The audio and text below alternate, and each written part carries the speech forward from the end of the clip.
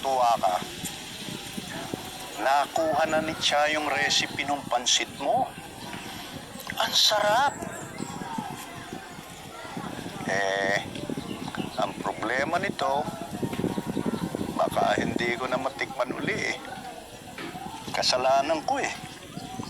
Kasi nagsinungaling ako sa kanila eh.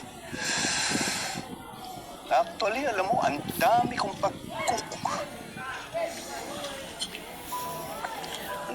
pagkukulang sa kanila. Ang aga-aga eh. Tapos, hindi mo man lang ako tinuruan.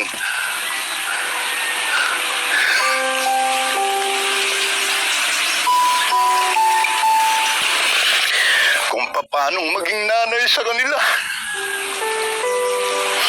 Ayan ang nangyari. Palpak tuloy ako. Sunduin mo na ako, Nay. Huwag, Nay. Kailangan pa siya ng mga anak niya. Kailangan pa siya ng mga apo niya. Kailangan pa namin bumawi sa kanya. Hindi eh. Ang laki ng kasalanan ko sa inyo eh. Nagsisilaki kayo eh. Tay. Eugene ko to. Ha? Hindi ka dapat nagsasalita. Upo ka na. Hindi ba pwede? Hindi na. Sige na, upo na. Ano? Tagapakinig lang ako. Tay, please don't blame yourself. I know you did your best as a father. Kasi alam ko yung sakripisyo niyo tuwing umaalis kayo. Wala namang magulang na hindi nahihirapan. Iniiwan ang anak. Kaya kung namimiss namin kayo, alam kong mas namimiss nyo kami.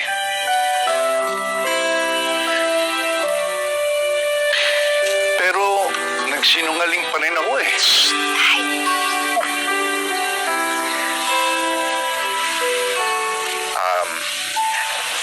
Tay, tungkol dun sa lie, I may not agree with it, or we may not agree with it, but I understand. I understand kung bakit yun nagawa yun. Thanks. Pasaway kasi kami. Saka good news yun, Tay. Mas matagal ka namin makakasama. Mas makakabawi kami sa'yo. Lalo na ako.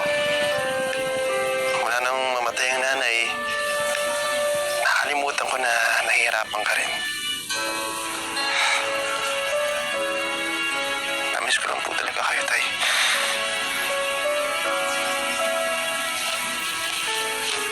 Imbes na lumapit ako sa inyo, mas pinili ko lumayo.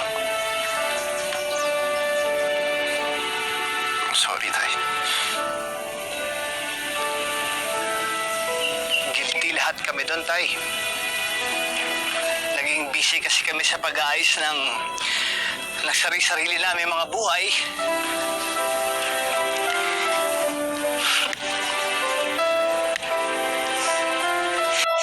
Nakalimutan namin na iwan ka namin mag-isa. Kaya Tay, kami dapat mag-sorry sa'yo.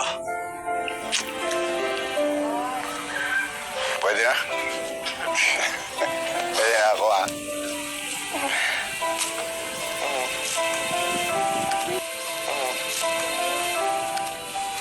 Sa lahat ng pagkakamali ko, kayo ang tamang nangyari sa buhay ko. Kaya aalis ako, masaya ako. Alam ko kasi kaya nyo na eh.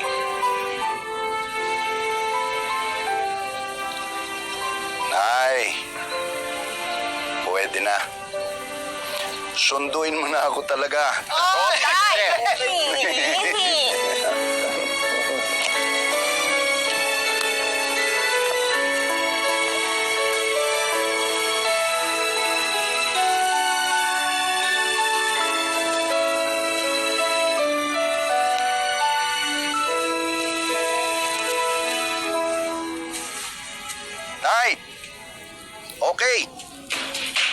na.